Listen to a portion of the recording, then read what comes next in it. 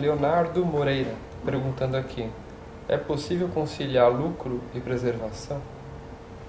Qual a sua opinião? Olha, se não for, nós estamos perdidos. Essa tá A verdade. bandeira da Marina é justamente essa. Mas na verdade, possível. assim, é que a gente está falando de uma questão mais eleitoral, mas se você for olhar para uma empresa, preservação é resultado. É lucro. Já. Voltando um pouquinho à provocação que ele tinha feito anteriormente, de que essa discussão atinge uma pequena parte, talvez os 10% que vão votar na Marina, por enquanto. Assim, essa cobrança dos consumidores para essas empresas, por exemplo, uma empresa de papel, ela não é certificada, eu não conheço os meios de produção dela. Essa cobrança dessa pequena parte, por exemplo, que consome, pode provocar uma mudança, e essa mudança, por exemplo, modificar totalmente o seu modo de produção, que vai, de repente, ajudar no desmatamento, ou seja, uma cobrança de uma pequena parcela que influi e provoca uma mudança efetiva.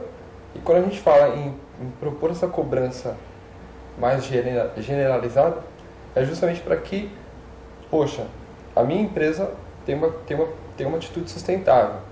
As pessoas começam a consumir aquela marca. Fica sendo obrigatório para as demais marcas adotarem a mesma postura.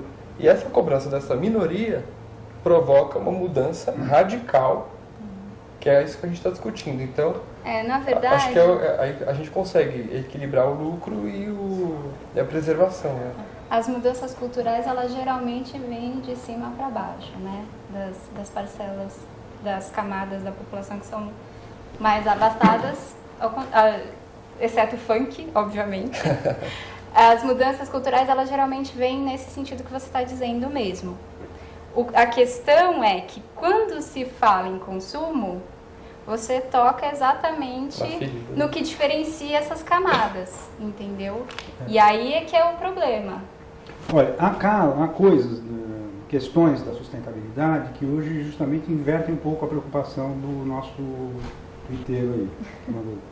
Que é o seguinte, tem coisa que é o seguinte, dá muito mais lucro se for na direção da sustentabilidade. Uhum. Mas aí ele tem que investir em inovação tecnológica, não pode ficar naquela caminhada.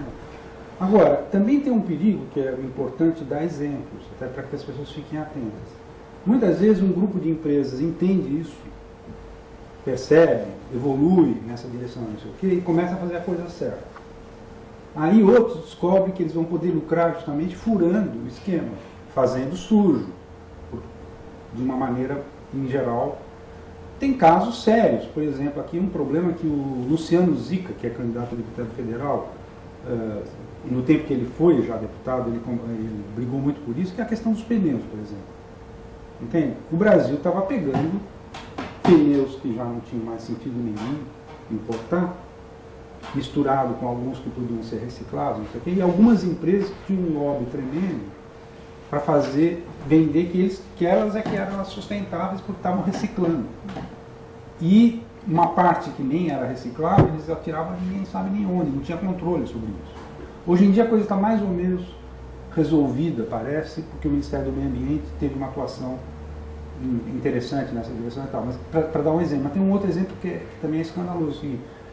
Tem um grupo internacional querendo levar o minério de ferro acho que é Baturité, no interior da Bahia, e eles querem construir uma estrada de ferro em um porto ali perto de Ilhéus. Tem um tremendo movimento na região lá contra isso, mas é tipicamente isso. É o seguinte, é um minério de péssima qualidade, que só poderá ser viabilizado para exportação justamente se eles não tiverem que cumprir uma série de exigências ambientais, e eles vão estar fazendo concorrência para empresas que tentam, ou que estão começando a evoluir, porque o caso, por exemplo, da Vale, que durante muito tempo foi uma depredadora tremenda, agora ela está já numa posição mais razoável, mais interessante. No ano passado ela aderiu, inclusive, teve um papel até de liderança na elaboração daquela carta empresarial a respeito do aquecimento global, que levou o governo, inclusive, a mudar de posição depois. Né? Aliás, vai ter esses dias, não sei se vocês viram, uma coisa semelhante em relação à biodiversidade. Vai ser lançada na quinta-feira que vem uma carta empresarial pela biodiversidade. Conta mais um pouquinho disso, como vai ser. Eu não estou participando, não sei, mas o que eu entendi é que um grupo grande de empresas eles elaboraram uma carta que vai ser enviada ao governo sobre o tema da biodiversidade, do mesmo jeito que o ano passado foi feito em relação à questão da mudança climática, do aquecimento global. E é uma iniciativa do Ethos e do Jornal Valor. Vai ser na quinta-feira num hotel que agora não sei. Mas, enfim, quem estiver interessado vai descobrindo.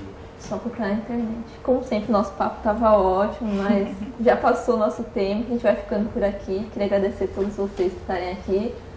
Nossos internautas estão ali conversando com a gente, não deu para responder tudo, mas à medida do possível a gente vai respondendo.